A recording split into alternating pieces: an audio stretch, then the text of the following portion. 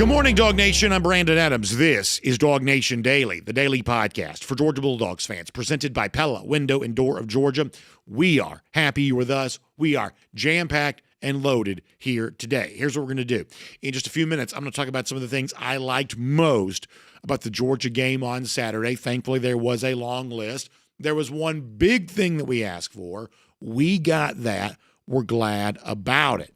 We'll also have Jon Stinchcomb on today. We'll get Jon's thoughts on everything that he saw on Saturday.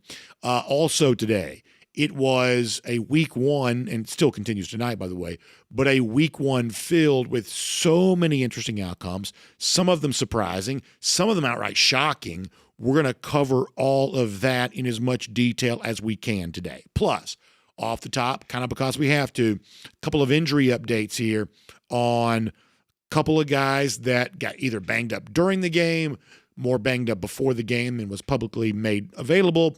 We're covering the injury front here for Georgia after the Marshall game too. So a lot of Georgia Bulldog talk. You've picked the right place to be. If you're off from work and sitting around having that second or third cup of coffee and enjoying the show, I'm thrilled that you're here. We're going to try to make good use of your time. It is DawgNation Daily, the daily podcast for Georgia Bulldogs fans, presented by Pella, Window and Door of Georgia, and it begins right now.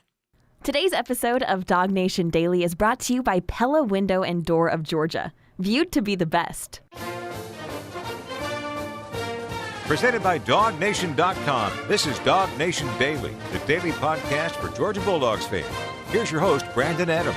In any football game you see, there are going to be things you like from your favorite team and some things you don't like from your favorite team. Obviously, our favorite team is the Georgia Bulldogs. So let me tell you what my plan is for the week, and you tell me if you think this is a okay idea from a content presentation standpoint. Today, for a few minutes, we are going to roll through the things that I most liked about Georgia against Marshall on Saturday. Thankfully, there's a long list. We're going to go through that in pretty big detail coming up in a couple of moments. Then, when we have Jon Stinchcomb, we may get into a couple of the concerns for a little bit. And then on tomorrow's show, I'll do more in the way of concerns. Thankfully, there aren't quite as many of those. Georgia won 45-7. There were some. So we're going to do a good bit of that tomorrow, and mostly today focus on what I thought was a long list of positives. Does that seem fair? That's what we're going to do over the course of the next couple of days. However, to start with, off the top of the show, just because we probably need to, let's also address a little bit of injury situation just for a moment. Kirby Smart was asked about some of that on Saturday. We saw Juan, Gaston, and golly, is this not the most football thing in the world? All summer long, really, spring practice, summer, all of that. We have heard so many good things about Gaston that maybe there's a chance this incoming freshman is climbing the ladder and he may skip the line and get some early playing time. He may even start, and lo and behold, he did. And at least in some form or fashion, there was an injury concern that took him off the field on Saturday, took him back into the locker room. Kirby Smart asked about that. And, oh, yeah, by the way, another player that was not seen in Saturday's game, what's going on with Daylen Everette? Let me give you back-to-back here. Kirby Smart from the Saturday press conference, Gaston leaving the game, Daylen Everette dressed but not playing. This is what Kirby Smart said about both those injuries coming off a 45-7 win against Marshall. Don't know much. We took him to do an MRI. It looks like an ankle. We don't know if it's a high ankle or not. In terms of that, we're getting him checked out right now. What's going on with Daylen Everette? I saw he was suited up and played today. Yeah, he's injured. What can you say about that? So Kirby Smart very terse on the case of Daylen Everette, saying, yes, he's injured. There was no follow-up to that, so that fact hangs in the air right now. He was dressed out. He did not play. He's injured. The degree of that, we don't know. It is interesting that it comes in a week in which there was a lot of chatter about Janelle Aguero possibly being injured. Smart last Wednesday said that's essentially fake news. Well, as it turns out, it probably was. Aguero played a good bit on Saturday, seemed to be fine. Kirby Smart said he was fine. That seemed to be validated by what we saw from him on the field. And yet a different defensive back, cornerback as opposed to nickelback or star, Daylen Everette, was injured enough, Smart used that word, he is injured enough that he didn't play at all. So in the case of Everette Aguero, was this just a case of mistaken identity? I don't know. I guess we may never know. Hopefully we'll find out more about where things stand with Everette. Obviously, when you think about Tennessee looming in 2 weeks, you want to be as healthy as you possibly can be with your defensive secondary. So hopefully it is true that Aguero really is truly healthy. And hopefully Kirby cannot say this out loud because coaches just don't do it. But hopefully Everette was just held out of Saturday's game in an abundance of caution. We don't hear from Kirby Smart today. Typically there is a Monday press conference. Georgia taking the holiday off. We'll hear from Kirby tomorrow afternoon. So at that point, we hope we get an update on Daylen Everette on that. As far as the Juan Gaston thing goes, that's what Smart was referencing in the beginning of that clip. We saw Gaston go down on Saturday. Smart referencing it being an ankle, and he said hopefully, we'll find out if it's like a high ankle. Obviously, for the big guy, the high ankle, and Alabama's going through the same thing with Tim Keenum. And by the way, we will get to Alabama before it's done today. I can promise you that. Big guy ankle, sometimes that creates some trouble. We simply don't know where this is with Gaston at the moment. I guess there has been some social media chatter coming from Gaston's father that he might be okay, but that's obviously not a medical diagnosis. So we'll have to wait for further information on that.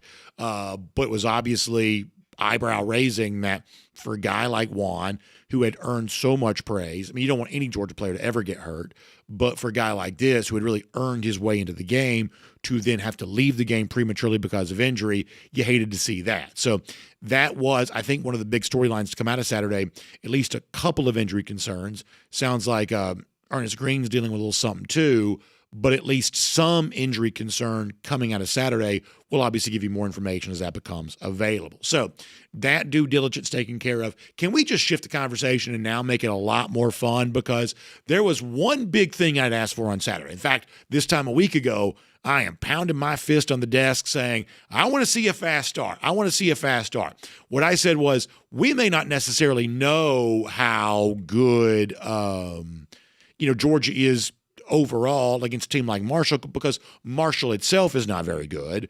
But if we can see a fast start, that would be telling, because if you're doing the fast start game, if you're, we said the number 9.5 points. Georgia was a 9.5 point favorite in the first quarter. Georgia doesn't typically cover the big spreads. It gets a little random late in games. Georgia got jobbed by the officials on what set up the only Marshall score on an obvious offensive pass interference that was not called. We'll let that go. But you get late in the game, it gets to be a little bit of like the Price is Right Plinko. It's a little luck boxy.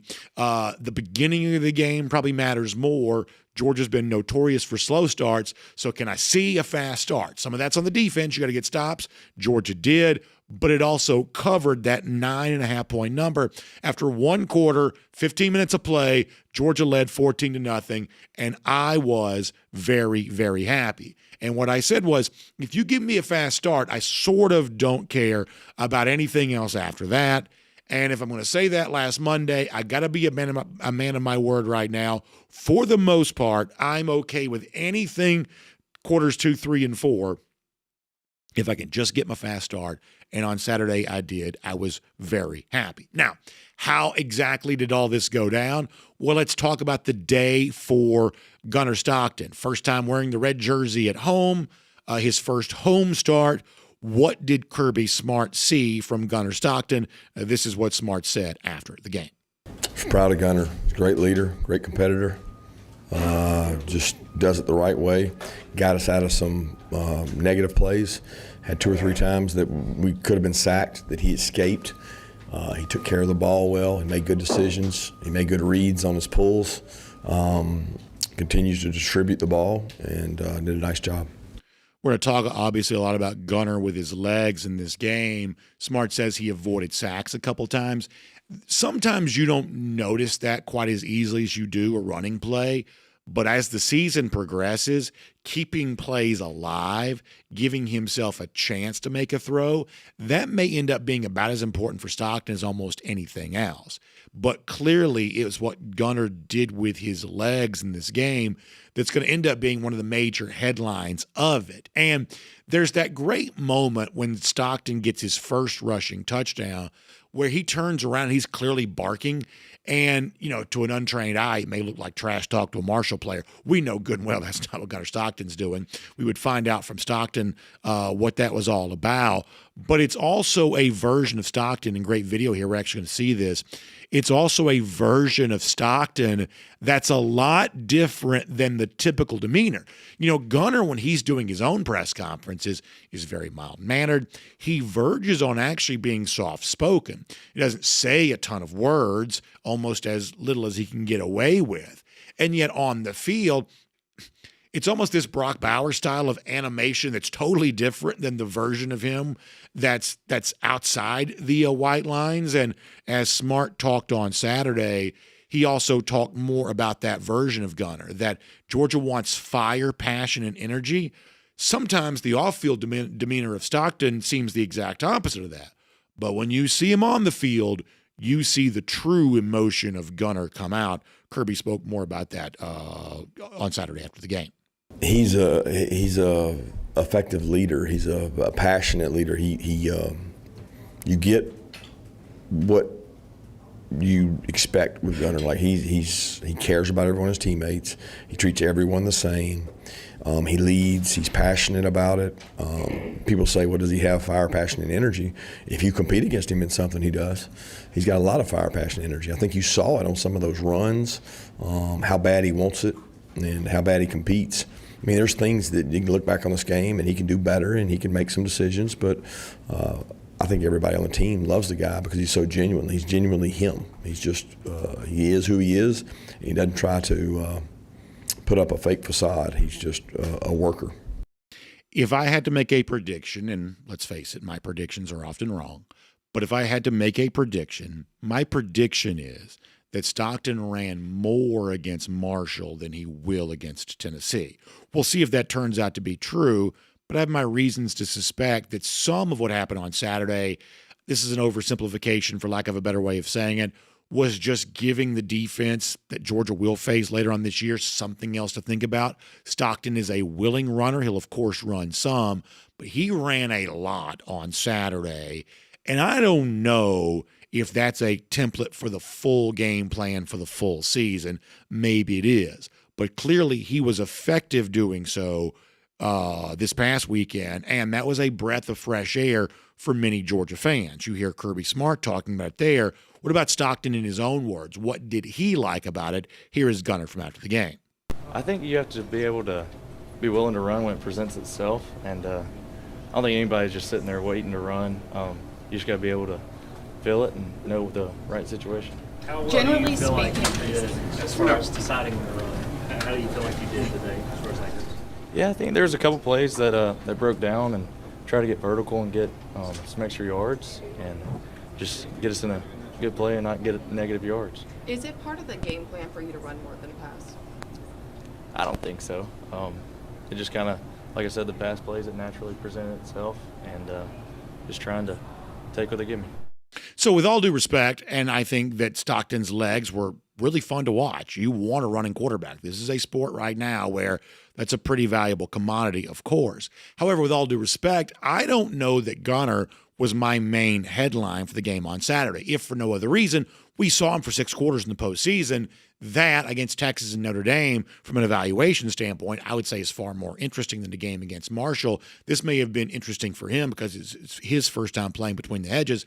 But for us, making sense of who Gunner is, we probably learned more against Notre Dame than we did against Marshall. For me, the more significant headlines were some new blood for the Georgia offense that I think you mix them into the story, all of a sudden Georgia on offense starts to look a lot more interesting. One of these is a brand newcomer to the program. The other is a player who's been here now in just an expanded role. Let me start with Zachariah Branch. Zachariah Branch on Saturday was as advertised. We had heard, saw some of it on G-Day, but one of the most talked about players during the spring practices, the fall camp, the scrimmages.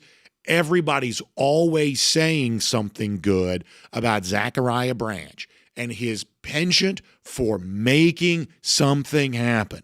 You can never have too many guys on a roster that just make something happen, that just turn a would-be small gain into an explosive play or maybe even a touchdown.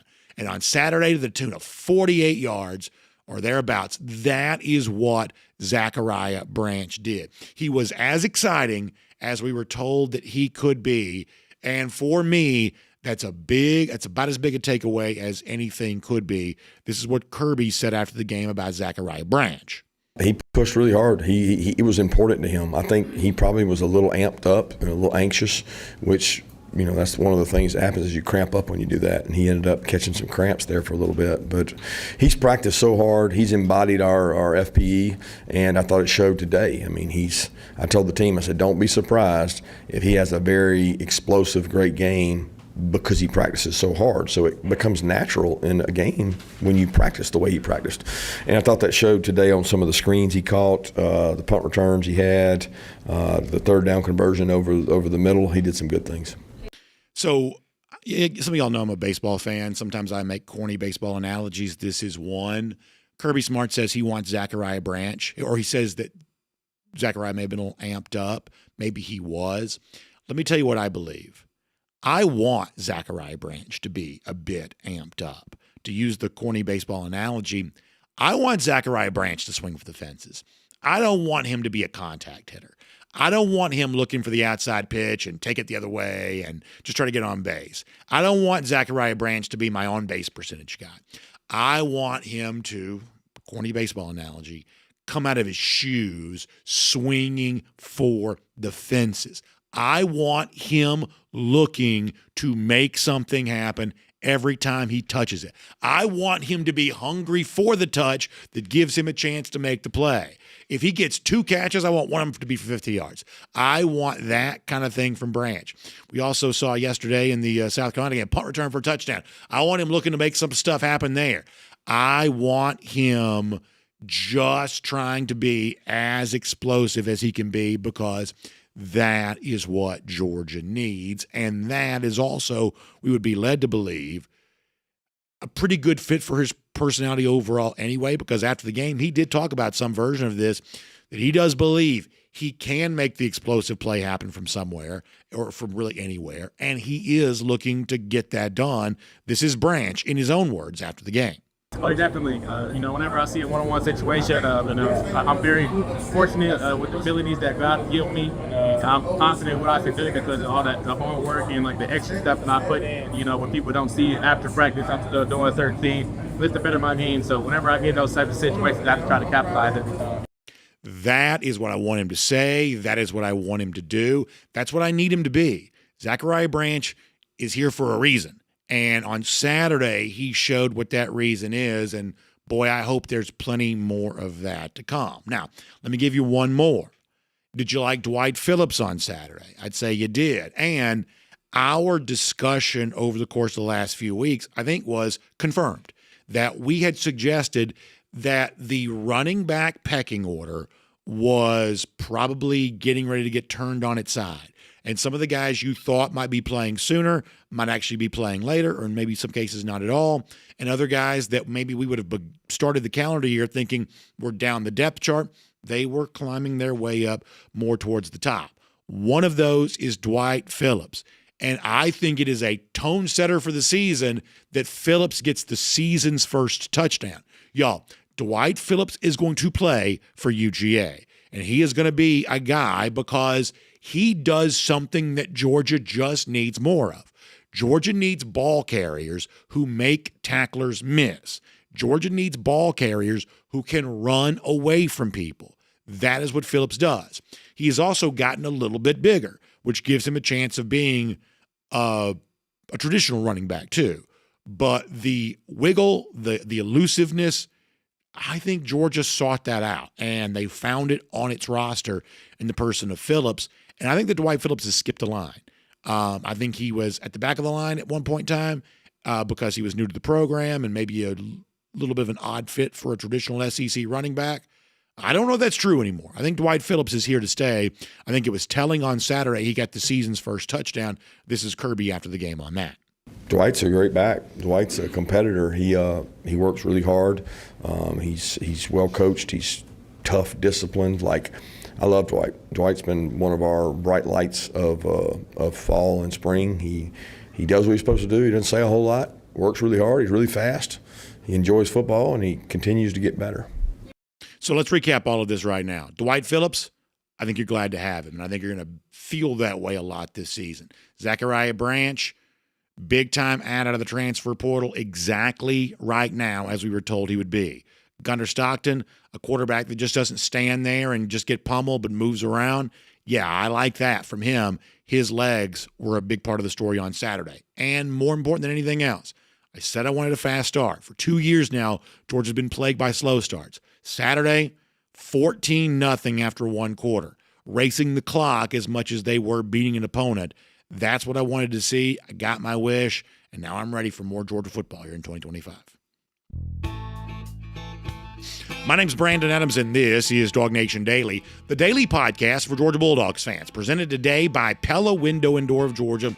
We are glad to have you, however you get to us. Video, 10 a.m. We're live today, on demand after that. Radio normally on App and Sports Radio 96. The Rep. I believe we are preempted for the holiday there today. But podcast, Apple, Spotify, worldfamousdawgnation.com. However you get us, we're glad you have us. Thrilled to have you as a part of the program. And our friends at Pella Window and Door of Georgia, who make it all possible, you better believe I am thankful for them. Look, so many of the folks that listen to our show or watch our show, you're a homeowner. And being a homeowner means not just enjoying your most valuable asset, the source of your biggest financial investment, but it means taking care of it and preserving. And that means necessary upgrades throughout the years. And one of the upgrades that's maybe time for you to think about upgrading your windows. Here is the unique thing about windows. Windows are, is it translucent? Is that how you say it when you can see through it? Is that what it means? Is that that word? You can see through the windows, so sometimes you don't see the windows in your home.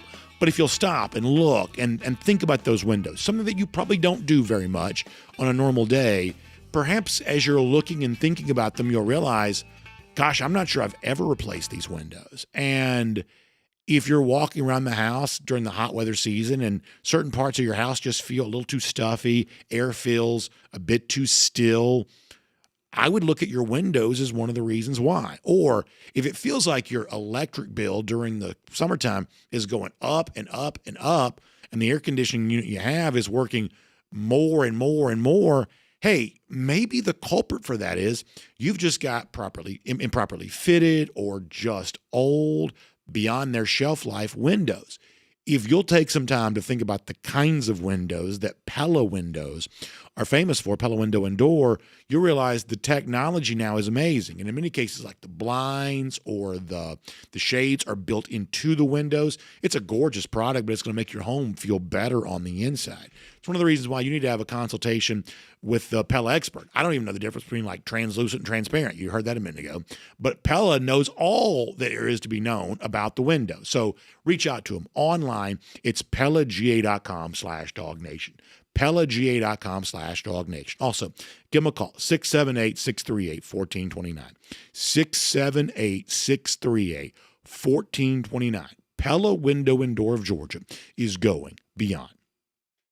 We are so happy to have you with us here today. I know it's a holiday. If you're at home, I sort of have a picture of maybe some of you watching live in a way you don't normally get to, second or third cup of coffee, whatever else. Or, hey, maybe you're using this as a time to get away and you're listening to the show in the car. However it works for you, boy, I'm just glad you're a part of it here today. Let me give you a couple of programming notes, and we're going to jump right back into with more from Saturday's game. Here is the first thing. So as far as I can tell, DawgNation Invasion is sold out again. We put some more tickets online. You can check if you want to, DawgNation.com/tailgate. But the word I got on Saturday is that it was sold out again. So check it if you want to as far as our DawgNation Invasion, which is now just 2 weeks away. Check it if you want to. I did hear that was sold out again, but it may be worth looking at. I'll also tell you this. If that is indeed the case, if we are sold out again, check it to see. But if we're sold out again, which we may very well be because they have been going fast. The last chance for you to get on may very well be our DawgNation Invasion giveaway courtesy of Kroger. And today is the absolute last day. 11:59 p.m. tonight, the door closes. And you don't have any more time to get in on this. So DawgNation.com/contest. Super easy to register for your chance to win. If you do win, you and a guest will be on your way with us to the DawgNation Invasion on the Tennessee River. It is 2 weeks from now. What an experience that's going to be. I love the fact that Kroger, and really Kroger doesn't get much for this. I mean, this is just something they're doing for fun for them. They like being good to Georgia fans, and so they said, this thing's getting sold out. How about we secure a couple of tickets and we'll just give them away to give at least one more person, a couple more people a chance to be on. I think that's just a cool thing for Kroger to do. So Kroger's been good to Georgia fans through us here at DawgNation for a very long time. This is just another example of that. So DawgNation.com/contest for more on that. That is DawgNation.com/contest for more on that. All right. We've got Jon Stinchcomb coming up in just a moment. Fun conversation with him. We're also later on. There were so many games this weekend, you better believe. We're going to talk about them as many of them as we can, especially when it comes to an arch nemesis or two that, no pun intended, that had a bad day. Oh, there'll be some chuckles. There will be some chuckles.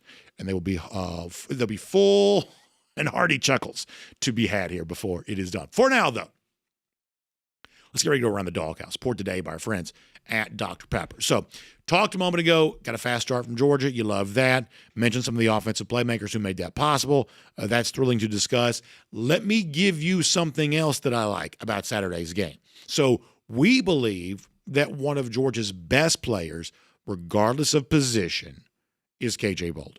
And obviously, the caveat, the context for any discussion about a season opening game against Marshall is there is only so much you can learn based on the opponent. But when what we believe is a great player makes a great play, that is at least somewhat telling. And it is extra symbolic when a guy like Bolden does that on special teams, because that just feels so much like what the Georgia way has been, what Kirby Smart wants it to be. That's just one of those things where it just feels like that's what Georgia is all about. KJ Bolden did get a block punt. Almost seemed like Cash Jones could have gotten it. Kirby Smart said, I guess it was schemed up for Jones or Bolden to get. Ultimately, it's KJ who gets there and gets it. Really good stuff from him. I think kind of a thrilling moment in this game. On video, you get a look at that right there. How about the play itself? This is what KJ said about a chance to make a big impact for Georgia on special teams. As you would imagine, he was thrilled to be a part of it. I loved it. Here's KJ Bolden. I just heard Coach Smart yelling my name. He's like, KJ, go, go, go, go. So, just try to come off the ball fast. And, I seen I was close. So I just jumped. I know. But, I would have never made that play. None of my teammates executed their job as well. So, everybody rushed hard as the one. I just became the one that came lucky with the block. Yeah, so I think that's great from KJ Bolden. He actually talked even more about that on the DawgNation YouTube page. You can go back and see the entire thing there to see that. It is not exactly breaking news to say that KJ Bolden is already a very good player and has a very bright future. You already know that. Let me just say, though, that I have a sneaking suspicion that KJ could be even better. I think there's a chance that KJ Bolden is a very special player. And it's not because he blocked a punt against Marshall, but it's also – I also don't want to pretend that doesn't prove anything, that there is a certain symbolism. Oh, Dwight Phillips get the season's first touchdown. We think he's going to probably play. Zachariah Branch went darn near 50 for a touchdown. We think that's telling of what he might be. Season's first game, KJ Bolden gets a paw on a punt. That's not an insignificant development either. I have a sneaking suspicion that Bolden may be better than good before it's all said and done. And some of that may even be on display here in year two. This is a very important player for Georgia. And if I had to guess, a nationally known name by the time this season is done. That is also around the doghouse. It's poured today by our friends at Dr. Pepper. College football is back. I watched a bunch of college football. And I got to tell you that yesterday, weather was gorgeous, sat outside to watch some games. And as I'm on the, back porch and watching all that, you better believe the rich, one-of-a-kind flavor of Dr. Pepper is in my hand because it just goes great. I even saw the new crop of Fansville commercials that are out, fun storylines with them. It's the one national campaign that I never get tired of because I think the people who write them are actually college football fans. It's pretty funny. So I am proud of the connection that Dr. Pepper has to college football. I love the connection that Dr. Pepper has to the SEC. And you better believe it is a personal joy of mine that Dr. Pepper is a part of Around the Doghouse. So as you're shopping at your local Kroger, wherever you're picking up your groceries, pick up the rich, one-of-a-kind flavor of Dr. Pepper. Maybe you try the Dr. Pepper Blackberry or the Dr. Pepper Blackberry Zero Sugar, because when it comes to Dr. Pepper, DawgNation Daily, Around the Doghouse, and college football, it's a Pepper thing. All right, glad to have all of you here today. Big talk later on. A lot of games. My gosh, we're going to talk about them all, or at least as many of them as we can. But there is more to be done right now on what we liked from Georgia on Saturday. No better voice to do that with than our former All-American, the great Jon Stinchcomb. Here today on DawgNation Daily, presented by Pella Window and Door of Georgia. We will enjoy that, and glad to have all of you with us here right now.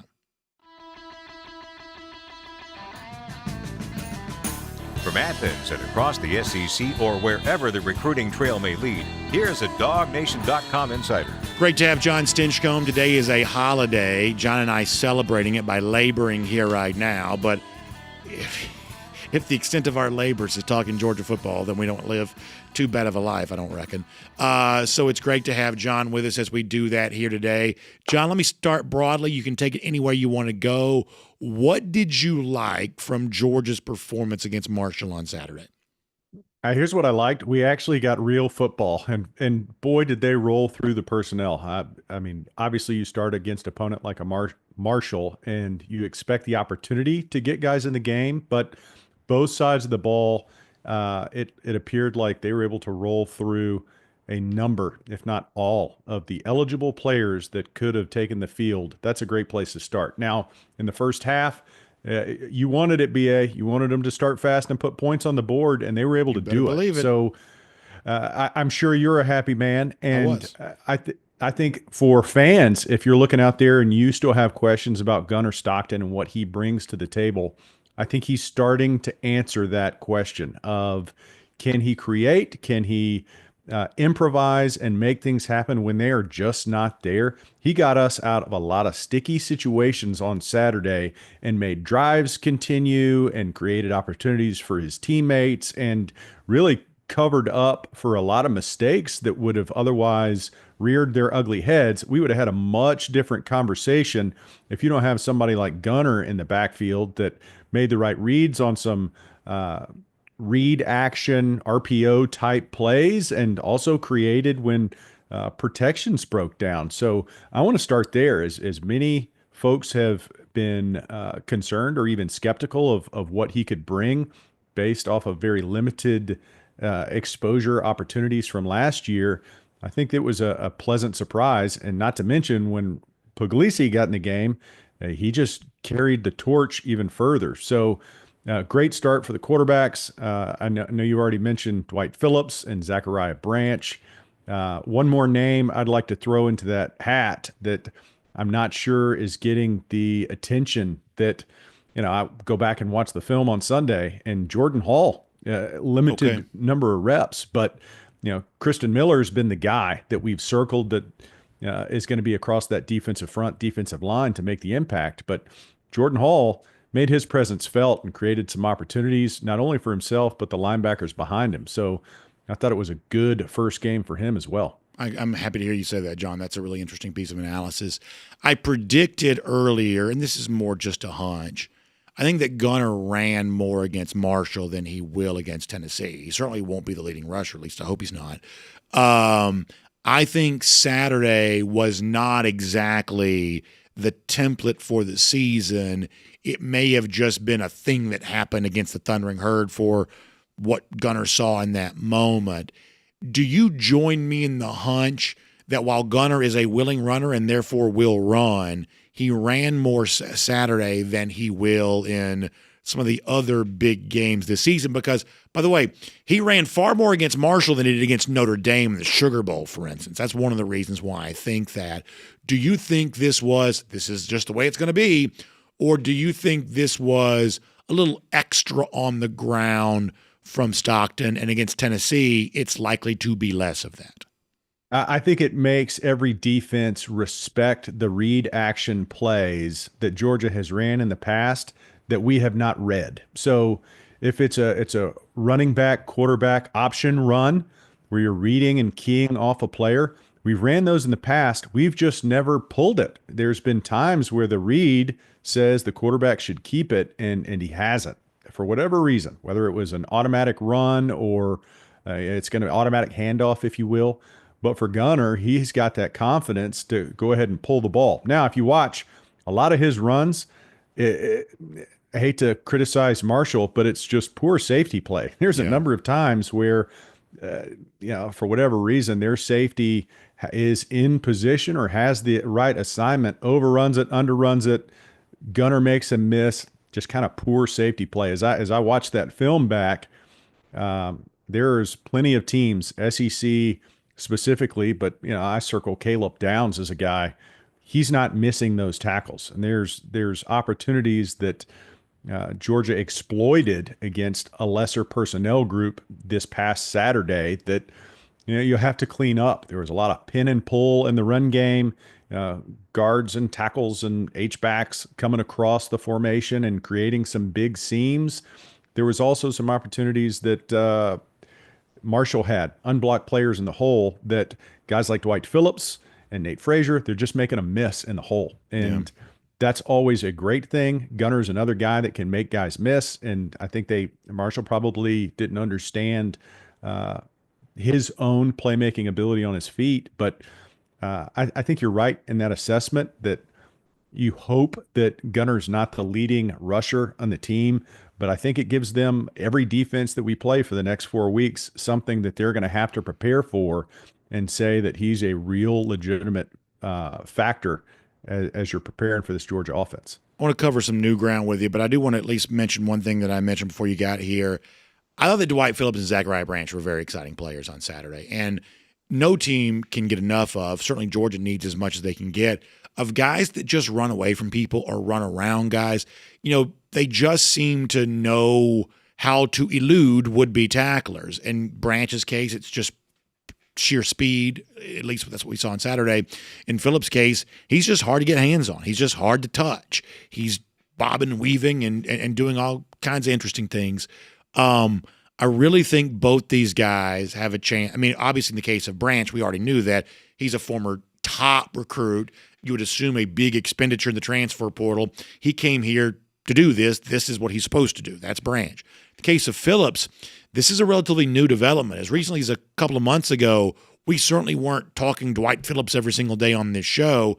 Last few weeks, it did start to become obvious that he was going to play, and therefore we did start talking about him pretty regularly. So how they arrive at this point for both guys is different, but this is, I think, a snapshot of what I certainly hope Georgia football is this season.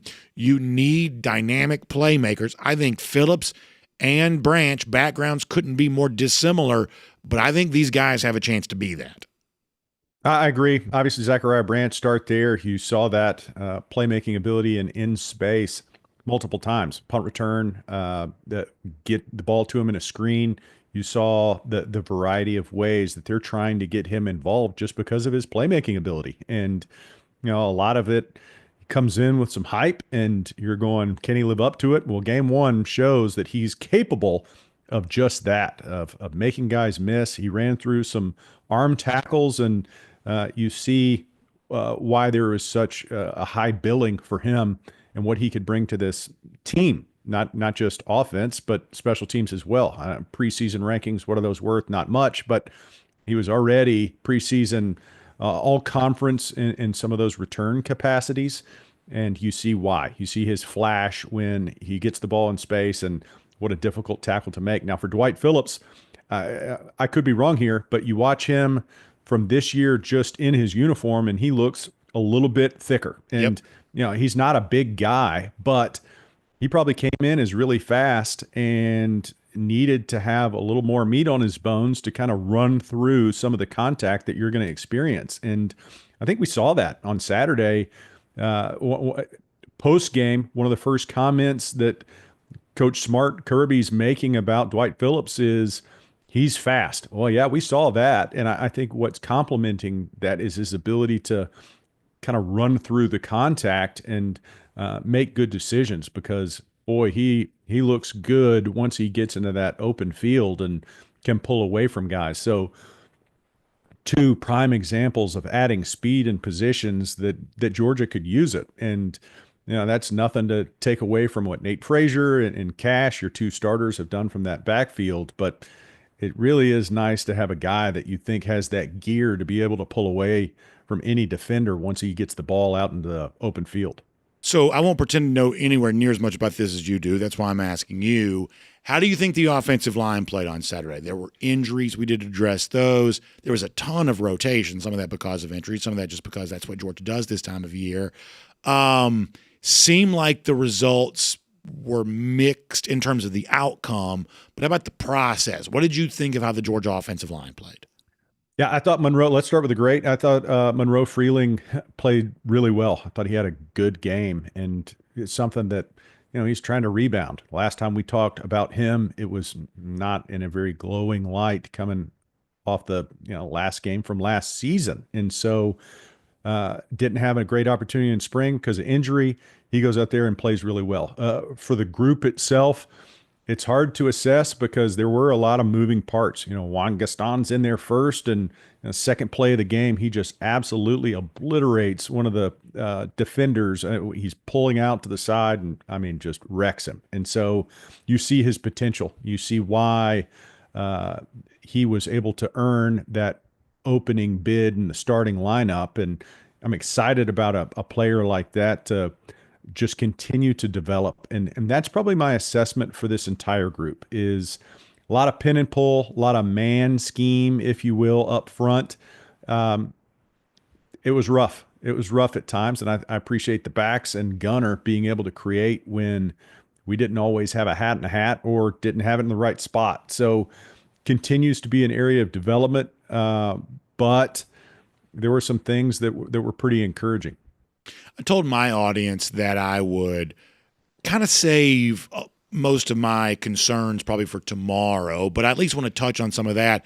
We've talked about a lot of the good, and thankfully in a 45-7 win, there was plenty of that. Did you have any big concerns from Saturday that popped up at all? Anything that, in context of it was an easy Georgia win and there's only so much you're going to learn against this opponent, is there anything that popped up for you by way of concern on Saturday? Yeah, I'm going to stay. I tried to borderline gloss over the fact that, the offensive line play was good, but not great. And against an opponent like Marshall, I think there's opportunity for great, and we missed it a little bit. I think you look at some of the protections and some of the run scheme execution, and it's not there. And, if I zoom back out and we're talking about that starting group in particular, before Bo comes in, Hewley at right tackle, or even Daniel Calhoun for Gaston at right guard, and the rotation that followed in the second half. If we're talking specifically about the first group, Micah Morris has been on campus for 5 years. Drew Bobo, 4 years. Ernest Green, 4 years. These guys have been a part of this program for a long time and maybe not have the huge number of starts, but they've been a part of this program a while. And so execution, I expected, and I expected it to be a little bit better. I expected pass pro to be a little cleaner. I expected our eyes and our assignments to be locked in, that wasn't an issue. And I think there were still areas of improvement. So I'm not selling on this group. I think there is a heck of a lot of potential there. There were certainly things to like, but there is opportunity for them to clean stuff up. It wasn't a perfect game against a much lesser opponent. I think that's a really fair piece of analysis, and I appreciate you sharing it, and I think the audience learns from getting a chance to hear that. Let me address one more topic for a second, and this is, kind of outside the white lines, but it was noticeable on Saturday. John, I've been going to Georgia games for a long time. There were fewer people in the stands on Saturday than I've just about ever seen. And I'm talking about at the beginning of the game, and most of it's student section. Like I said, I know that stadium pretty well, so I know the student sections. It was mostly student section. On post-game Saturday, Kirby was asked about, stadium being kind of empty, and he said, "You said it, not me." I really believe this is more complicated than the typical things we would fall back on with the Georgia fans are spoiled now. Kids these days, they're on their phones. They don't want to be in the stadium. Like, the simple, straightforward answer on this, I think, is not quite getting the complete picture. But I'm telling you right now, as somebody who's gone to games literally since I was a very small child, it was very noticeable to me how I don't want to say how empty it was, because that's not accurate, how many empty seats there were. And I mean in comparison to other games like this, because one of the things that I've often remarked about in my head in the smart era is like UAB 21, some of this before Georgia became a national championship program. I'd look around for one of these lesser opponent games and I would be thinking, I can't believe how packed it is. Because attendance has been a bit of an issue in college football for kind of a while, and it seemed like Georgia was immune to it, that whatever was impacting other programs and, seats not always full and, tickets not always sold, Georgia was immune to it. I don't know that's true anymore. I did find it meaningful how many empty seats there were to begin the game, most of that students. And obviously by the second half, it looked G-Day or worse. What do you make of that? Is it meaningful to you at all? Yeah, I think there's two things at play here, and I separate them in my mind. One is for the paying ticket fan that's not a student. There is such ease and access through SeatGeek that becomes the now primary way that fans are trading or selling their tickets, right? And it makes it convenient, it makes it easy. It also makes it much more expensive. So you don't have the opportunities that are around the stadium for fans that are just selling their tickets or giving them away or selling them at a cheaper price. You start using that platform, it's easier to exchange for some of those bigger games, and you get those high dollars, but it becomes more expensive for a game like Marshall or even Austin Peay coming up, where some fans would just go to the game and be like, I'm going to pick up tickets on my way in, basically. That doesn't exist right now, and for better or worse. And I think the worse is a game like this, it kind of affects overall attendance. With that said, that wasn't the main problem. That wasn't the culprit on Saturday. It was student section. Mm-hmm. And each year they look at how best to distribute the tickets and who they go to and how do we make sure that the students go. And I think they've done as good a job as they could with the information that they have of trying to provide opportunities for all the students to attend. And I'm not exactly sure the protocol, but I'm pretty sure it's freshmen get all the season tickets for home games, and then the older you are, it's a little bit harder, and they have different packages and those things. So I don't want to say it's just spoiled kids saying, I'll just wait for the Alabama and Texas to come to town, but that's a little bit of a factor. And I also think there needs to be penalties, because when something's free and you have little skin in the game, like a $10 student ticket, I don't think you appreciate it as much as, boy, there's some bite to this. And if you don't use your ticket for a game like Marshall and you leave an empty seat because somebody wants to sit in it, and just because it's like, it's just $10, then I think there needs to be some consequences there, because I guarantee somebody would have been willing to pay for that seat that was left empty. It wasn't because there's not a lack of interest. There was a lack of mobility in those tickets to get to the people that were willing to come to the games, and a lack of interest from those that were saying, what's $10 for this game? I can go to a lot more down the road. So I'm sure there's more to it. I'm sure they'll look into it, especially for the student tickets that remained empty, as to how to adjust and move forward, because it was not a good look. And I don't care who the opponent is. Sanford Stadium has become a really special place. And I think we need to keep it that way. I think that's, John, I'm so glad that you said all of that. I think a lot of Georgia fans would agree with every word that you used. How tickets are distributed, especially to the students, it matters because choices you make on the front end is going to have an impact on the number of students who are there and the kinds of students, diehard Georgia fans or just people there to be a part of the scene that end up showing up between the hedges. I think that's all really true. John, thanks for being here on this holiday Monday. Hope you have some great time with your family. Looking forward to seeing the Dogs back between the hedges on Saturday, and we will look forward to our chance to talk to you about all of that again next week too.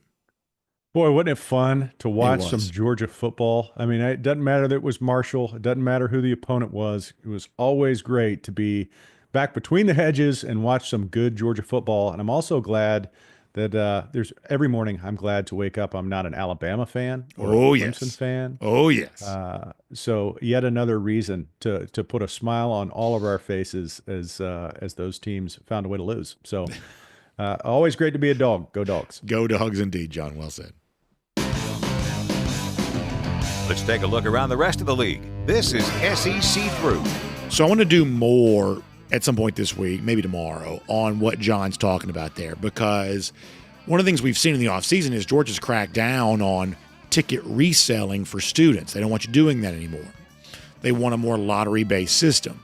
But if you go away from a system that allows the students that most want to be there, you run the risk of having what you had on Saturday.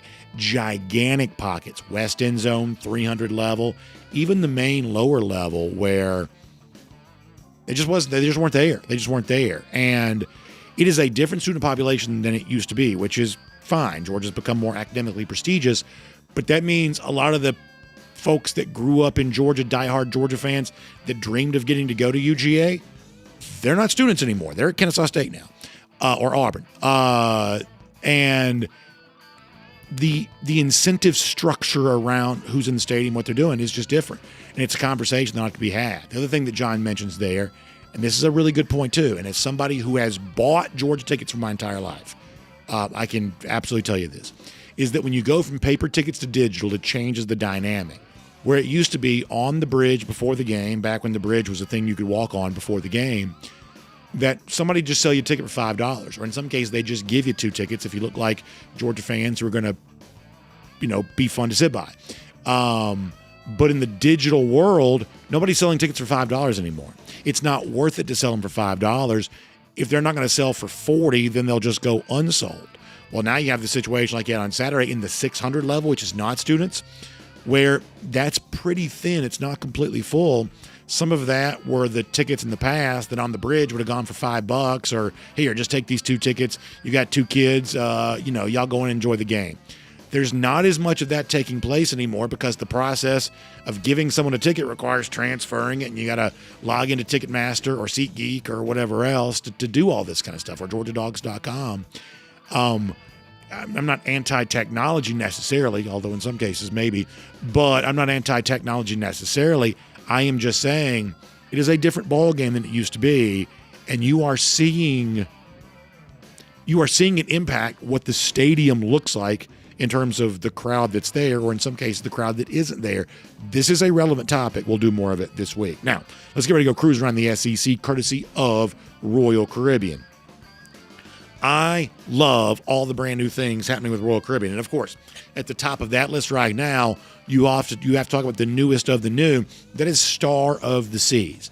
The reason why Star of the Seas is so exciting, there are people that listen to us that are very plugged into the cruise world. You already get it. There are others that hear me discuss this, and you wonder where you might fit into this picture. Let me help you understand something. So a few years ago, about a year or so ago, we had the debut of Icon of the Seas. At that time, it was the largest cruise ship ever constructed. It was a mind-blowing experience. Well, that created a new category of ship. And so basically, the sequel, if you want to think of it that way, to Icon of the Seas is Star of the Seas. So a ship just like Icon, Star of the Seas in many ways, very, very similar.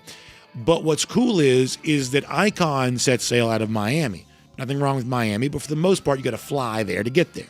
Well, Port Canaveral is the home, that's in Florida, of course, for Star of the Seas, which for me here in Georgia, I can drive to Port Canaveral. It is a drivable port for me. I prefer to drive when I can. So all of a sudden now, you have a ship like Star of the Seas, the newest in the Icon class, sailing out of a port that I can easily drive to. My family would go to Orlando a lot. Port Canaveral's just right past Orlando. You get to Orlando, you're basically there. It's an easy drive, and it's an unbelievable experience. The investment that Royal Caribbean's made in Port Canaveral, I just think is an awesome thing. And if you want a 7-night sailing on a gorgeous ship with state-of-the-art amenities, unlike anything you've seen before, that goes to all kinds of incredible destinations, including Perfect Day Coco Cay, Star of the Seas is it. So please, give Jessica Slater a call, 770-718-9147. That's 770-718-9147. You can also email her, jslater@dreamvacations.com. Quick stories, we begin cruise around the SEC courtesy of Royal Caribbean. So Saturday, wore a new shirt to the game. And I don't get a lot of new clothes, so when I get something new, I feel pretty good about it.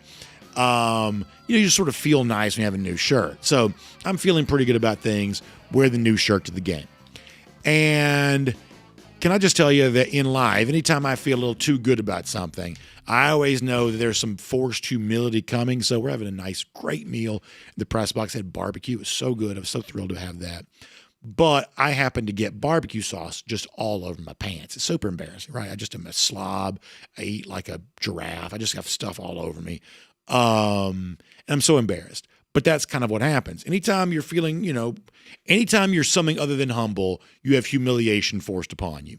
I would say the same thing is true for me when it comes to picking games as well. Friday night, we had told you, hey, Auburn's better than people realize. They're laughing at Hugh Freeze. Odds makers know they're favored on the road at Baylor. Trust that people know something you don't. It's almost as if I had the next day's paper. Just called it. And I'm like, boy, I tell you what, I'm picking up right where I left off a year ago. BA knows how to pick games. Feeling really good about myself, and why wouldn't you? And then on Saturday, there are these moments that occur that remind you that I don't care how smart you think you are. I'm speaking of myself here. You don't know nothing. Bad grammar intentional. I didn't see the Alabama-Florida State game coming from anywhere. I was shocked by the entire escapade. Thomas Castellanos, the Florida State quarterback, I owe him an apology. We mentioned him on the show when he talked the trash about Nick Saban's not there to save Alabama anymore. We said, who is this guy to say this? He got benched at Boston College. Well, guess what? He called his shot and performed exactly as he said he would. What an amazing performance for a Florida State team that won 2 games a year ago. This is remarkable. But on the flip side of it, oh my gosh, what a disaster for Alabama. A completely different program now than it was in the Nick Saban era, because this is one of those things that Saban always did. Always did. He always got the week 1 non-conference win against the overmatched opponent, always handled business in a situation like that. And yet on Saturday, he got handled. Now, obviously this is relevant for us because we think about Bama coming in here at the end of September. The truth is, I think that game is just as tough as it always was. And I don't think that Georgia fans ought to read too much into this. That suddenly Alabama is easy to beat because Florida State made it look easy on Saturday. College football is just more difficult to predict than that. You understand that. But in terms of the big picture evaluation of Alabama, this does not look like a championship level team right now, at least on the basis of the way that it played Saturday. And that is not what I thought we'd be saying. I was suspicious of Ty Simpson. I thought it was weird that suddenly a guy who had been there for years and never gotten his chance was magically going to be this great quarterback. I thought the praise for Simpson based on his performance in fall camp felt overworked just a bit. As it turns out, that's probably true. He was not a special player on Saturday. In fact, even worse than that. Alabama is banged up right now. They'll probably, at least when it comes to like the Keenum injury or something like that, still be injured when they play Georgia. So you can't necessarily use that as an excuse. But it is all on the table for Alabama right now because they have lost a lot of games in the DeBoer era to the kinds of teams that Nick Saban never lost to. I am not calling my shot for the Georgia game yet. as a person who desperately wants Georgia to be 4-0. I think the Bama game is still tough. I really, really do. I will make fun of Alabama for losing to Florida State and reserve my right to do so. I will not then extrapolate and say, and wait till they face Georgia, it's going to be even worse. I'm going to do my talking on that game after it's over. But just as a objective analyst, Alabama appears to have some problems. Let me also mention Arch Manning in Texas. I don't think the Texas result for Saturday is anywhere near as significant. Texas is on the road playing against the defending champs. Ohio State didn't play great. They only had a couple of 100 yards of offense in total, but that's really all they needed. Arch Manning's debut was a dud. I think he's still probably a good quarterback. I think he'll still probably have a good season. This should be embarrassing for all of those people who hyped up Manning so much. And I'm not doing a complete about face here. I've thought Manning was a good quarterback. I still think he is. But let me tell you how TV works. Paul Feinbaum, when he goes on TV, is not saying Manning's already better than Tim Tebow because that's what he believes in his soul. Generally speaking, in a situation like that, that has what has been coaxed out of him by a producer that wants on the get-ups and all the New York-based shows the most salacious comments possible. And once you say it there, you got to own it everywhere. So I don't even blame Feinbaum for this as much as I blame the puppet masters who make him say the things that he says. It is really their fault that the Manning narrative became what it did. Also, The Athletic that sort of, fashions itself some sort of bastion of journalism. They're writing in the offseason that Texas is the new Alabama when Texas in the Steve Sarkisian era hasn't won anything. That, frankly, is just as premature and as bad as whatever Feinbaum said. At least Feinbaum's saying his thing to get some attention on TV. The Athletic trying to do supposed journalism, and that's what they're writing. I mean, frankly, if anybody should be embarrassed, it should be them as much as anything that Feinbaum said on some of this kind of stuff. Texas is probably still good. Probably are. But the result on Saturday ought to be a reckoning for the media that has hyped them up as much as it did. This was not a good look for those that were in the Texas hype business all offseason long. And I don't think you can talk about what happened on Saturday without mentioning that. Congratulations go out to Brian Kelly.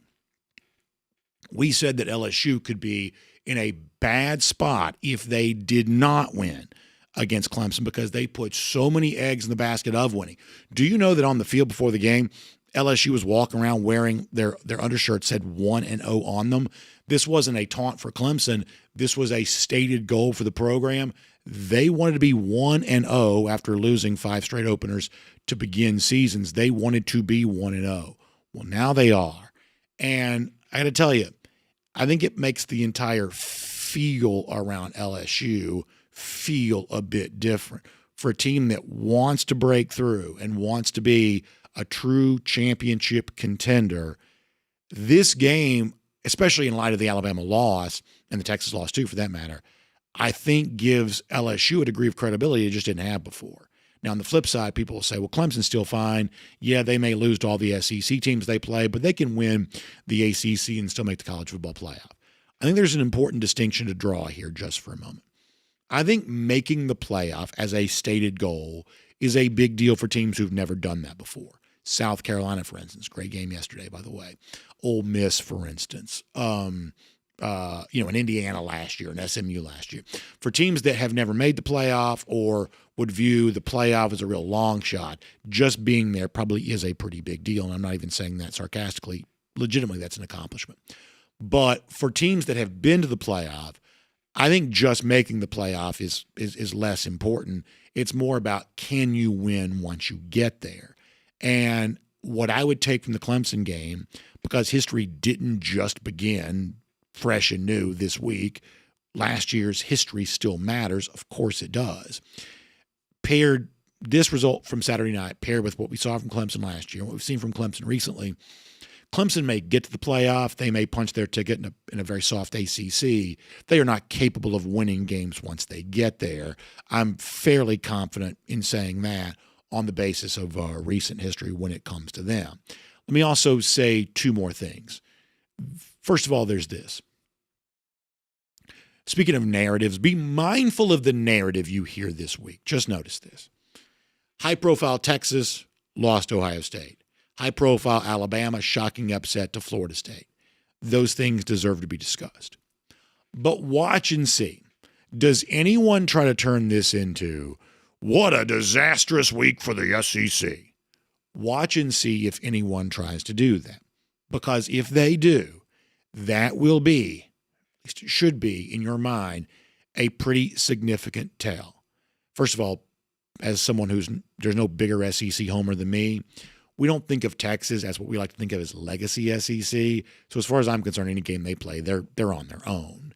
And yes, Alabama losing is certainly a significant storyline within the SEC because it does leave you wondering if one of the SEC's would-be national championship contenders really is that. And if Alabama isn't at that level, then there's a spot open for somebody to maybe climb their way in. But because the two most high-profile results of the weekend, Bama losing, Texas losing, were both losses for the SEC, don't let that obscure the fact that LSU went on the road as an underdog, won at Clemson. The three other SEC teams won as, basically double-digit margins of victory away from home. In the case of Auburn doing that at Baylor, true road game, they also, were doing so as only a small favorite, yet won by far more than that in a true road game situation. South Carolina and Tennessee, both double-digit margins of victory in a neutral spot. Once again, if this is as bad as it gets for the SEC, an overall winning record against Power 4 competition, most of those wins in actually pretty impressive fashion, then I think that gives you an idea of how stacked the deck is against the SEC. And anything other than perfection is somehow not a success. And if you win all the games, for somehow that's what you're supposed to do. But if you win the majority of those games, that doesn't mean anything. Just notice the narrative you get on that. Okay, one more thing to give you. Let's go to last night. So Miami wins against Notre Dame. We had that for you. We don't think this is the same Notre Dame team as it was a year ago. New quarterback. C.J. Carr was fine last night. I think it's really weird that somewhere along the game, people decided that C.J. Carr was having this miraculous performance. I thought he was fine. He had some good. He had some bad. He was okay. But he is not experienced, and at times he showed that. This is also, I think, a different Notre Dame defense. Al Golden's no longer defensive coordinator. That was probably an under-discussed storyline during the offseason. They're still good. I believe that Marcus Freeman's probably a good coach. This is not a team this year commensurate with the team a year ago that was national runner-up. Very good running game, but not the same Notre Dame team overall. We had Miami here. Turned out to be right. Miami did win an exciting game for those that were there at Hard Rock Stadium. It's interesting, though, the discussion that happens around Carson Beck. And to be honest with you, the Beck topic is annoying for me for obvious reasons, but we want to try to be as fair as we can possibly be. There were moments last night when we heard broadcasters saying something to the effect of, boy, this looks like the Carson Beck from 2023. Now he's back. How comfortable does he feel in this Miami offense? He's in tears after the game about now he loves the sport again and all the stuff he's saying. And interestingly enough, at one point in time, late last night, right at the end of the game, Sean McDonough revealed on the broadcast that apparently Beck told him, because the broadcasters do get a chance to talk to some of the key players. This must have come directly from Beck, that Beck felt like he was blamed at Georgia a year ago for stuff that wasn't his fault. Boy, there's nothing more stand-up than saying that, I don't guess. But nonetheless, that's what McDonough said that Beck felt. You'd assume that must have come from Beck. Otherwise, McDonough wouldn't have said it.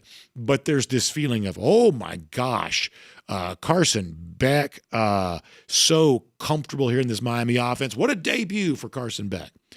But when you look at the numbers, and I'm not mad about this, I'm just pointing out that sometimes the feeling of something, the storyline of something is just not quite what you maybe think that it is. Beck last night, 20 of 31, 205 yards, did throw 2 touchdowns, only averaged 6.6 yards per completion, or I should say per attempt. Whereas in the case of Gunner Stockton in last year's Sugar Bowl, a game in which We didn't hear quite as much praise from Stockton. There's an ongoing debate from Georgia fans about how good actually Gunner did play in the Sugar Bowl a year ago. I thought he was fine. I thought Beck last night was fine. The Stockton numbers a year ago, it's amazing how eerily similar they are. He was 20 of 32 for 234 yards, averaged more yards per completion, did throw one less touchdown. So, Stockton was, in the eyes of some, only okay in last year's Sugar Bowl against Notre Dame, whereas Carson Beck playing last night against a Notre Dame team, probably not quite the same level of defense, essentially puts up the same numbers that Gunner did a year ago, but somehow this is fodder for the old Carson Beck is here again. He's locked in and he's ready to play. It's a new team, new me for Carson Beck. And I'm not mad about that. I just think it's interesting that if the storyline wants to write itself, it will write itself even with the faintest possible evidence to back up the point of view. Beck did not play a bad game. He was fine. But the stat line is almost identical to the one that Gunner put up against the same opponent, Notre Dame, at the end of last season. You didn't hear nearly the same stuff about Gunner then that you heard about Carson Beck now. I'm not telling you what that should mean to you. Maybe it means nothing. I'm just saying, just think about that when everything that's being said right now is being said. An interesting start to the season for sure. We'll make that cruising around the SEC, courtesy of Royal Caribbean. Golden Shoe here today. One of the things we love about season opening games, the likes of which the Georgia played on Saturday, some young Georgia fans get a chance to go to a Georgia game for the first time. Always a special tradition. I remember taking my kids to their first Georgia game. Certainly my son, I remember that vividly, his first Georgia game. Well, Allie Powell writes in to say, DawgNation Daily, this little dog went to her first Georgia game on Saturday. The only thing that can make it better is a golden shoe. And I wrote back to Allie to say, you better believe that's golden shoe worthy. For those of you listening podcast, very cute little girl, little baby girl, getting a chance to go to the game for the first time. She's got her headphones on to keep from hearing too much crowd noise, I reckon. We'll also pretend in our mind that maybe she's listening to the Georgia radio broadcast in that old school way. Either way, it's an awesome picture from Allie. Allie, thank you so much for sharing that. We'll give you and your entire family a golden shoe. What a fun day to be there. Beautiful weather, great game. Allie, I appreciate you sharing that. That is awesome to see. Lousy, stinking Gators, no golden shoes for them. We will give them the boot, though, coming up later on this fall. How about 1,759 days? That's how long it's been since Florida's beaten Georgia. That's our Gator Hater Updater. Y'all have a great Monday. Enjoy your day off, perhaps. We'll see you back here tomorrow. Game Face is on. DawgNation Daily, presented by Pella Window and Door of Georgia. We will look forward to talking to you then. And on video, time now for the R.S. Andrews Cooldown. R.S. Andrews, the one you turn to for your air conditioning, heating, plumbing, electric needs. They show up on time. They do the work that's promised, the price that's promised. You can trust them today. Okay, we will get your comments. We'll roll through a nice, fun trip around the comment section, and we'll see how anybody's doing. Jeremy Harbin says, I'm happy for Beck, and I believe him leaving helped us win the Natty and will also help be a top-round pick in the draft. Yeah, maybe so. I mean, I'm not necessarily anti-Beck. I do find certain aspects of the Carson story annoying. I can't pretend that I don't. I'm also thankful for some of the things that he did in Georgia uniform. I just couldn't help but laugh last night as I'm hearing and listen, I broadcast games too, certainly not at that level, but I do broadcast games. When you are the broadcaster of a game, you fall in love with your game storylines. That game becomes your child. You're the one that gets to talk about it, and it becomes a precious thing to you. And so it is tempting to want to turn up the volume on whatever the game storyline is because this is your precious. It's your precious little darling. It's your game. I think that Sean McDonough is a tremendous play-by-play announcer. I did think some of the, oh my gosh, Carson Beck, how comfortable does he look? I thought some of that felt a little dialed up last night. Bo Molinari says that Beck made some great passes last night. He was fine.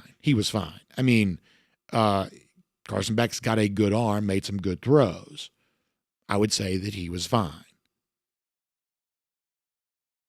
All right, let's see what else. And by the way, we'll talk more about this tomorrow. I also thought that Gunner, for the most part, was fine on Saturday. I don't know that I would give him much more than a fine overall. I like Gunner a lot. I was thrilled with his running ability. I thought throwing the ball on Saturday, Gunner Stockton was kind of fine. He was fine. I think that's about what it was. And we'll talk more about that. Anonymous says, can you give us a picture of how a giraffe eats? I guess I just sort of picture, you go to the zoo or something, the giraffe like comes down on the tree and starts chomping on it and stuff's just sort of flying everywhere. For whatever reason, I just get stuff all. Once in my life, I would love to know what it feels like to be cool, dignified, debonair. I would love to know what that feels like. I will never know what that feels like. I'll never get the feeling. And I just think for whatever reason, God just wants me to be humble because, whether it be a college football result completely different than I would have expected, barbecue sauce all over my leg. It's just kind of one of them things that happens where like a giraffe, just food flying everywhere. Even if I try not to, it's just the way that it goes down. I'm trying to, have a conversation with people at the table, distinguished members of the broadcast media sitting all around me, trying to have witty repartee, banter, and it's just getting stuff all over me. You are 6'2" and got all your hair, so you got that going for you. Maybe that's the case. All right, let's see what else. Angela A. says Beck's numbers against a real team was better than Gunner's against Marshall. I'm sick of every Georgia show I watch dogging Beck. What was the schedule last year? So, Angela, this is one of those things where I'm going to ask you to dig deep, and I'm going to ask you to listen to what I said, and I'm going to ask you not to hear what I didn't say. I said that Beck was fine. Beck was fine. He was fine. Did some good things. Beck was fine. But it doesn't go past Beck was fine. And as I said before, I thought on Saturday Gunner was fine. I thought C.J. Carr was fine. I thought they were also, listen, they're making C.J. Carr out to be the rookie of the year last night. And I thought he was fine. He, late in the game, decided to kind of do the Riley Leonard thing and just started running. At one point in time, he lowered his shoulder. Young man, please be careful about that. That was super dangerous. But they were also overpraising Carr last night, too. You're making this into something that it's not. I am not passive-aggressive. I will tell you everything I feel. Beck does get on my nerves. He does. But I am also capable of saying I was grateful to have him for the Tech game last year. Coming back into the Texas game with his arm hanging by his side, it takes a lot of guts to come back in, hand the ball off like he did. I'm thankful that he did. Certain things that he does annoys me. Certain things that he did thrilled me. It is just part of life that truth is almost always multi-layered and complicated. And the truth about Carson Beck is multi-layered and complicated. Nothing is almost ever exactly one way. And we're going to have a multidimensional conversation here. We just are. And that's going to be true about Gunner. It's going to be true about Beck because we're able to call balls and strikes regardless of our feelings.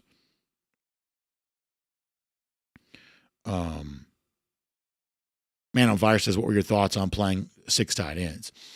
We had gotten the impression, people a little closer to this than me, had tipped me off, that Georgia wanted to play a lot of players on Saturday, which we kind of already knew, but it also wanted to play them very early. For instance, Ethan Barbour started. That's interesting.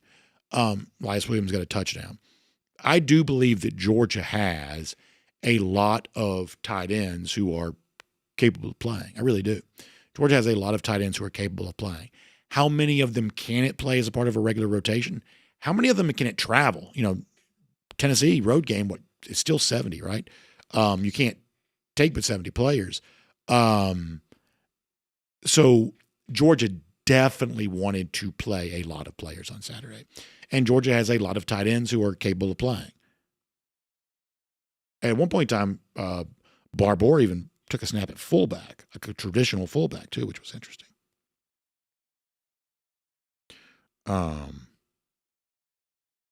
Frank Patterson enjoying he calls him the Commodore, which is kind of a nice nickname. I'd like to be the Commodore.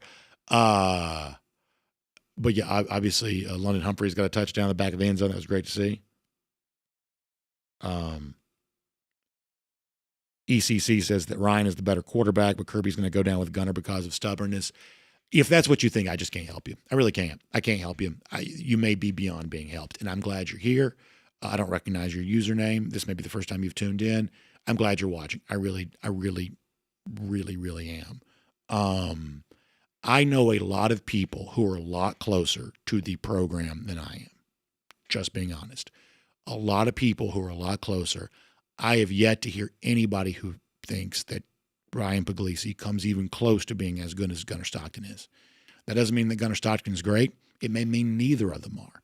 I've never heard from anyone who watches a practice or knows somebody who watches a practice. I've never heard anybody say that. I'm talking about in private conversations. I've never heard anybody say that. It's not being said. It's just not. It's just not. Georgia's glad that it has Ryan Puglisi.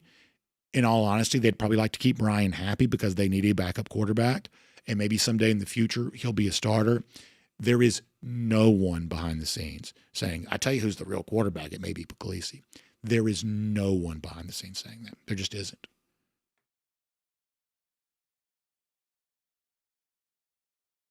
Thomas Tyson says, y'all are ridiculous. Y'all do this literally every single year. It really is true. It really is true.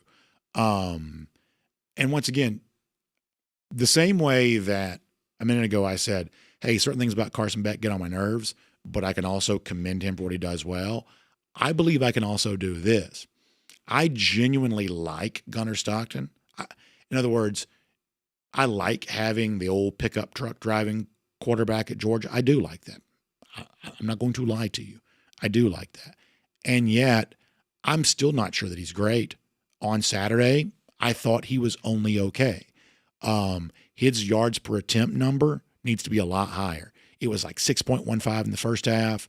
Once you get to the second half, because of the 48-yard throw, it ends up being over 7 for the end of the game. It needs to be over 9, which means you need a lot higher completion percentage. Now, why it wasn't high, I won't. I'm not in the, well, let me tell you about this. I'm in the results business. The results weren't as good as I'd like for them to be. So as someone who is predisposed to like Gunner, people that I know well also like Gunner, that know him personally, know him better. I've met him a couple times. People that I know that know him better, they like him a lot. He's well liked. The things I know about him, I also like. He's my kind of guy in a lot of respects.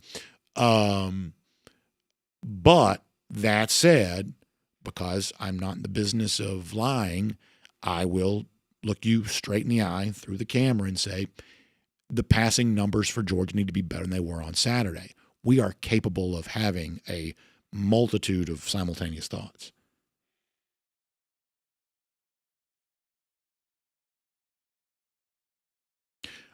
Michael Clayton says, why would you be annoyed by the narrative around Carson Beck last night? Because I thought he was only fine. I thought he was okay. I thought he was fine. I thought he was okay.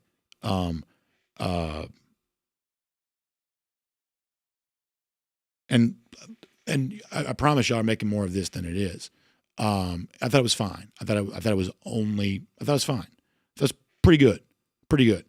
I also think that people have a different memory of Gunner in 2023 than the actual truth was. Gunner had a good year in 2023, but only threw 24 touchdown passes. I mean, that's one of the lower single-season totals for any Georgia quarterback. Anonymous says, any thoughts on Talon Taylor's performance? Yeah, I think that Taylor's going to be a good player for Georgia. I think that as the season progresses, I expect him to play a pretty good bit. Cassie Turner says that Stockton has the team behind him. That matters. I would agree with that. By the way, it was great to hear from Cassie on our DawgNation postgame show. Spencer Clark mentions Jared Curtis. It says, yeah, his highlights the first 2 weeks have been really interesting. I like the big quarterback. I do. We know he's got a big arm, and he can absorb contact. He moves well, can absorb contact because he's big. I think he's an interesting prospect.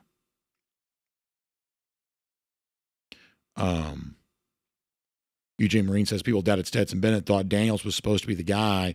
Then in 2022, it was Beck that's better than Stetson Bennett, and he should be the starter. Most popular guy is always the backup quarterback. Yeah, that's sort of always been true in football. It is. It is especially true around Georgia football.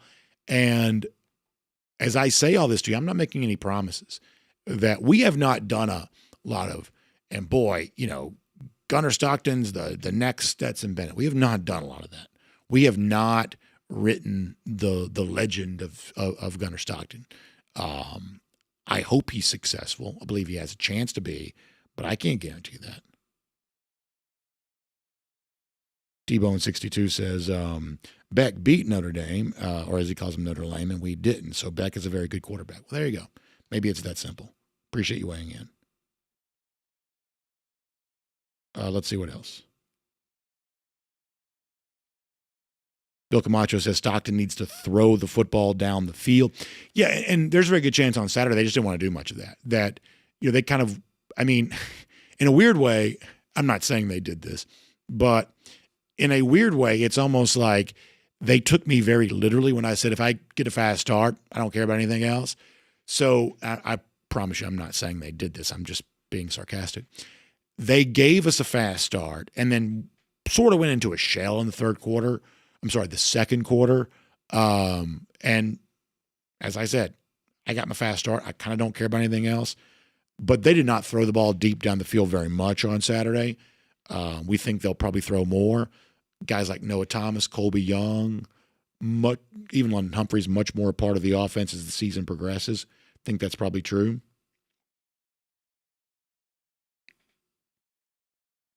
JP says that he's heard good things about Pug. I haven't heard bad things about Pug, but what you're saying is not echoed by other things that I'm hearing. It's not. And I think he could have a very bright future. But I have people in my life that I trust, and that's not being echoed by them.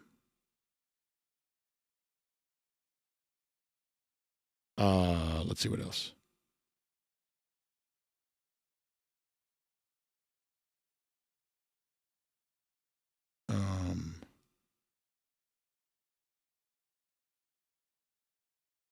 DT says that I want to be cool, like he wants to dunk a basketball. Not going to happen. Yeah, that's another thing I still want to do so bad. See what it feels like to dunk a basketball. And yeah, I would say that unfortunately neither one of those things are likely to happen for me. You'd like to just know what it feels like to walk in the room and just be like coolest guy in the room, like I don't know, whoever, I'm not even really sure who even counts as cool anymore, but just you'd love to have that feeling.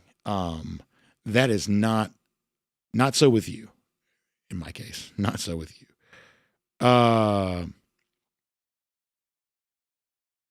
Third and Will the Arch Manning thing. Yeah, look, the thing that surprised me about Manning was it did seem like he was, at least to my eyes, watching the game as a fan, it seemed like he was a little hurried. The little pitter-patter, it seemed like there was some of that going on. And I did not expect it. I really didn't. I think he's going to probably be fine. I think the game against Georgia is as tough as ever for the Dogs against Texas. Alabama game, I think that's also really tough too. In fact, maybe this is going to be the excuse they need to put Russell in the game at quarterback, which maybe what they should have done to begin with. So I don't think that the Texas loss nor the Alabama loss necessarily make the Georgia season any easier. But Arch was far worse than I expected him to be. I just have to say that, far worse than I expected him to be. I could have easily seen Texas losing the game. I picked Texas to win, could have seen them losing the game. But I would have assumed that, I took the over in the game, 47.5. I thought this was going to be one of those deals where, hey, maybe say new era for the program. DT also mentioning me being correct about the change from paper tickets. Yeah, it used to be, by the time it got to game time, if you waited long enough, somebody just give you 2 tickets. That doesn't really happen in the transfer tickets world, where it's like, log into your account. No one's doing that out of the goodness of their heart. It just takes too long. But when you can just hand somebody 2 tickets, especially if they look like they're going to be okay to sit by, that is just over. And we're going to talk more about this tomorrow because I do think, or at some point in time this week, I do think this is something. Georgia's just not immune to this stuff anymore.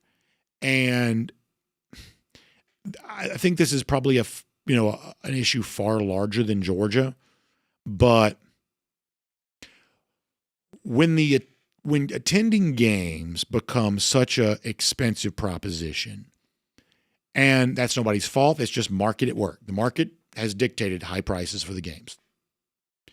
There's nothing you can do to stop that necessarily. I'm not crying crocodile tears over the fact that it's expensive to go to the game. But what I am telling you is there are going to be some downstream effects from that.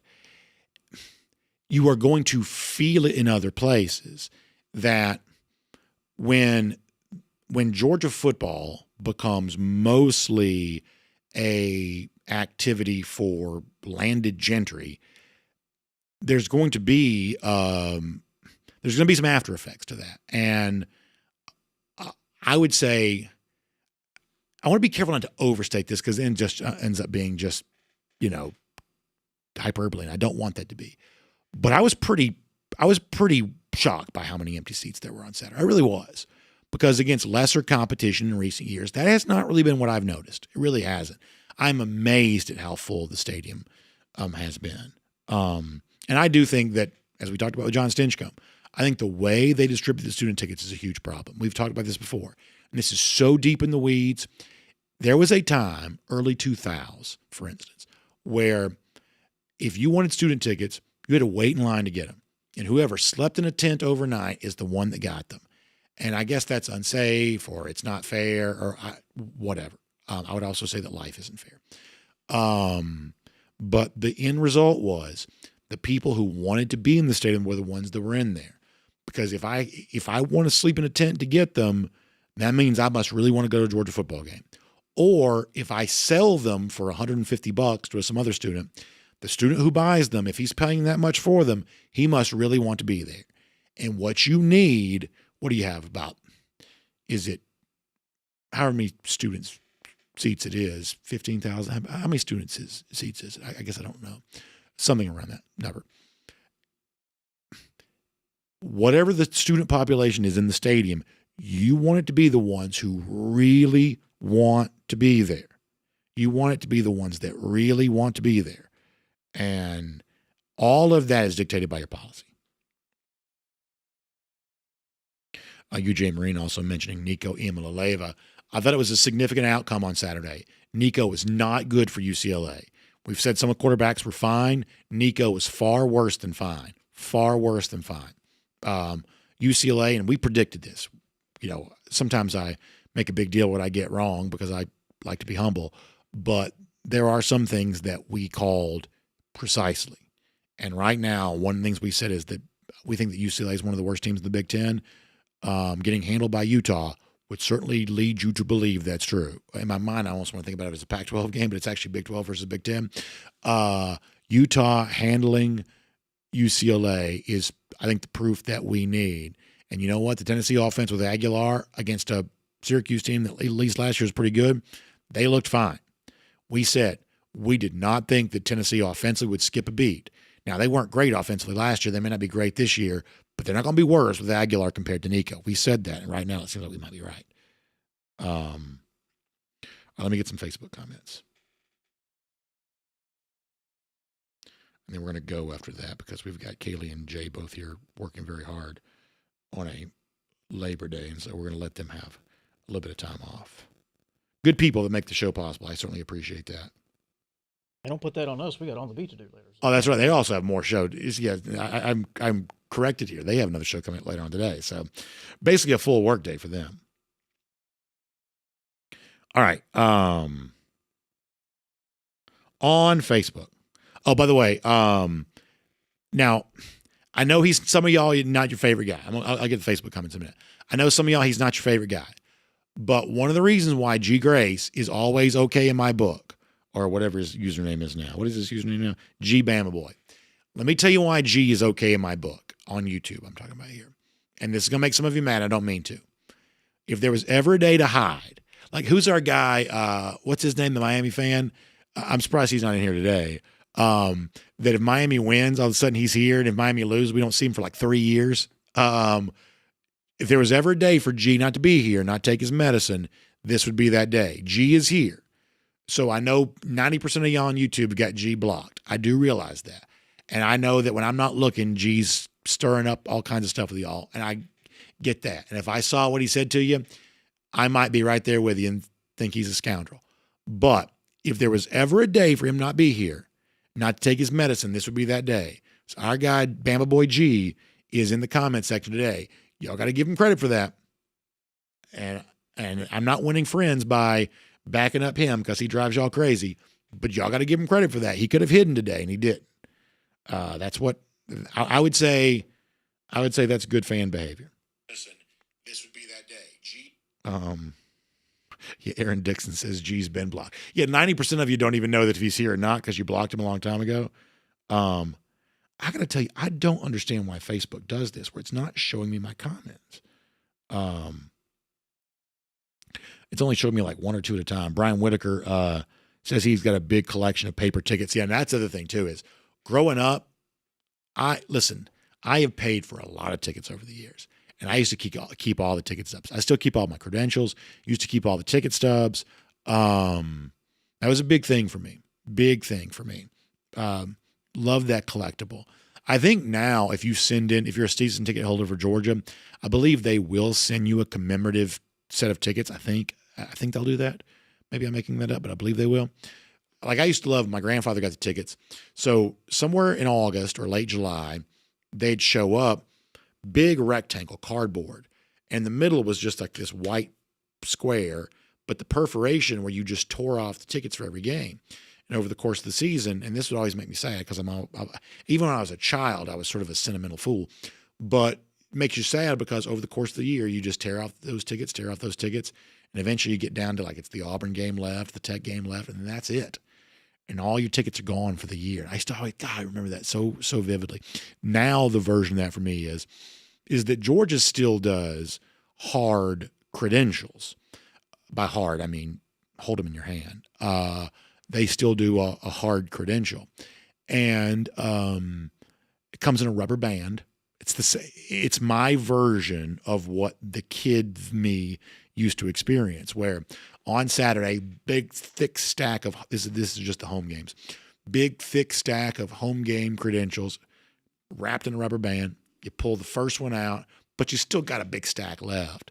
Well, guess what? It didn't take very long for that stack to start getting thinner too, which is just, I don't know. My brain works different than the average person. By the way, Miriam Corbin's here. Got a great she says she got a great collection of ticks. And she misses getting them in the mail. I also saw Miriam on Saturday. It was great to see her. Really, really great to see her.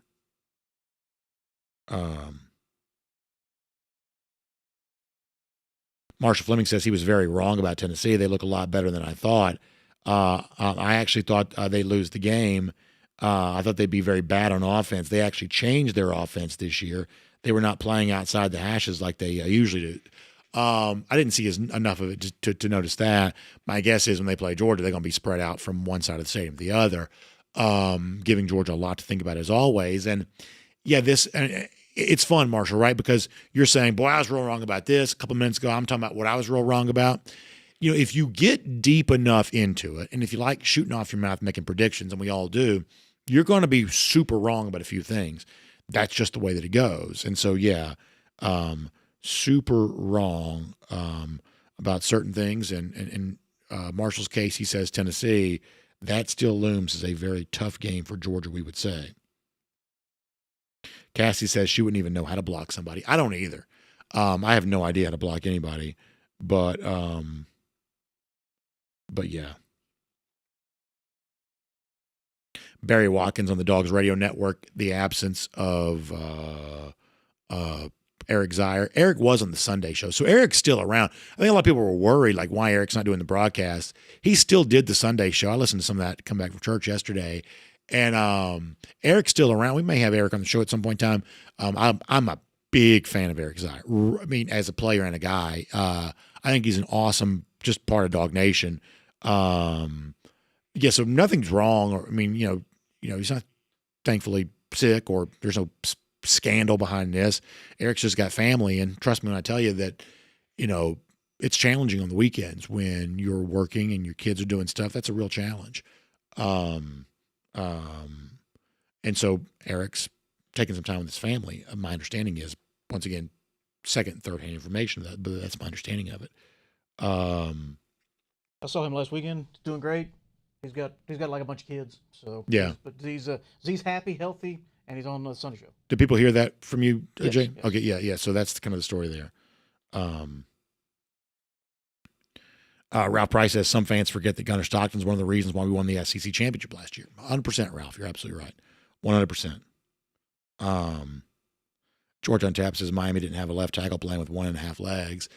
That's a good point. And then we hear Saturday that Ernest Green's got what Kirby call it? Lower stiffness? What in the world is that? I feel like we're just making up diagnosis. I mean, obviously, I'm not making a lot of Ernest. I'm a big fan of Ernest, and he's been banged up. But, boy, it seems like trying to get that offensive line healthy is a challenge. Go Dogs 706. Let me get it to Go Dogs, Brandon. Go Dogs. Go Dogs 706. Glad you're here. But hopefully, as George on tap alluded to, hopefully we can get Ernest Green back fully healthy for when it really matters. Looks like Freeling's pretty healthy right now after missing the spring. Gaston, who knows? These big guys with these ankles, that always makes you worried. I don't know, but we'll see.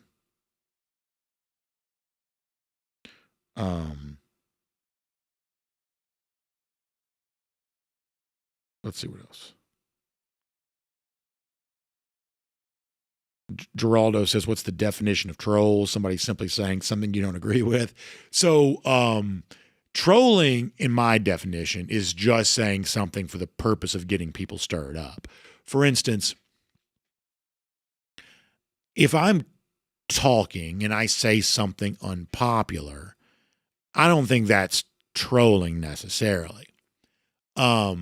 But if I say something somewhat unpopular for the purpose of getting people stirred up, that's trolling. And every now and then I will do a little trolling. For instance, I usually do it on Twitter.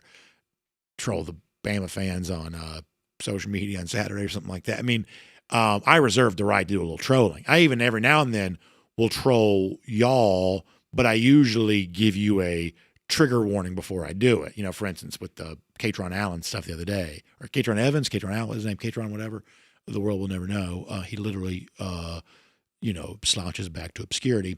But we were going to play that clip for you the other day, or those two clips for you the other day, and we we're going to use it to stir the pot, get everybody fired up. But we usually give a little trigger warning before I troll you. But if it creates the right fever pitch of emotion, we reserve the right to do that. So just saying something unpopular is not trolling, but saying something unpopular on purpose is trolling, and every now and then we will do that. George on tap says it's lower back stiffness for Green. Well, hopefully we can get that for him cleared up, because I do think he's an important part of the situation for Georgia this year. I really do.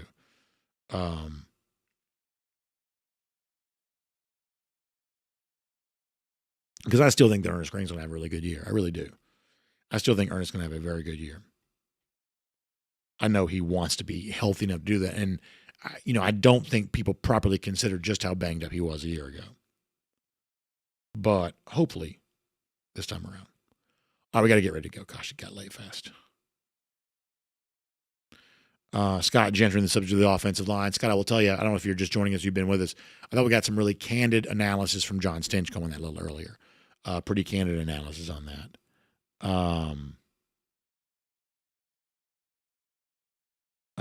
Grady Darcy, looking forward to the Georgia defense this season. I would agree with that. Rob Phillips says, who's a better opponent, Marshall or Austin Peay? Believe it or not, I think it might be Austin Peay. Here, how about this? Austin Peay beat Middle Tennessee State on Saturday. So we said going into it, I thought that Austin Peay might be better, and they really might be. They beat Middle Tennessee State on Saturday. So we got to talk about that.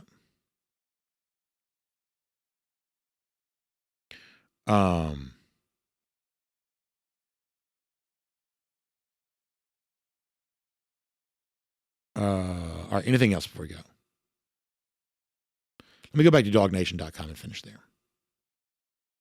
All right, got Dave Snow is here. I'm glad to be here. He says, I'm going to be at the next 2 games at home. Dave, that's awesome. I'd love to see you. That's great to hear. I'm glad you're in here today. Richard Dees, who stopped by and saw us at the post-game show on Saturday, says he was pleased with our initial performance on Saturday. He says September 13th is going to give us a more accurate. Yeah, Tennessee's looming. You're right about that.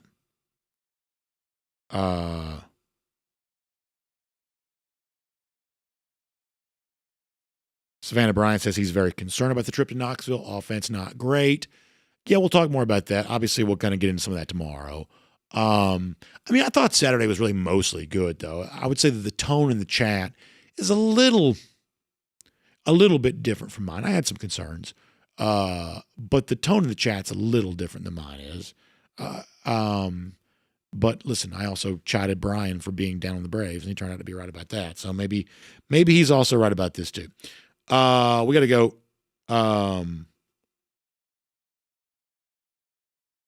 Savannah Bryan also mentioning how Georgia distributes the student tickets.